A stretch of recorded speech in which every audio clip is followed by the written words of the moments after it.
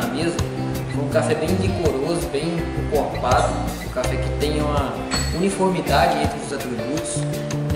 Para mim a descrição sensorial dele é muito melaço, muito açúcar mascavo, muito mel, o café é muito intenso. Ele fechou com média entre os degustadores aqui de 88,6 pontos. Mel, melaço, açúcar mascavo, chocolate ao leite, caramelo, bem intenso o café.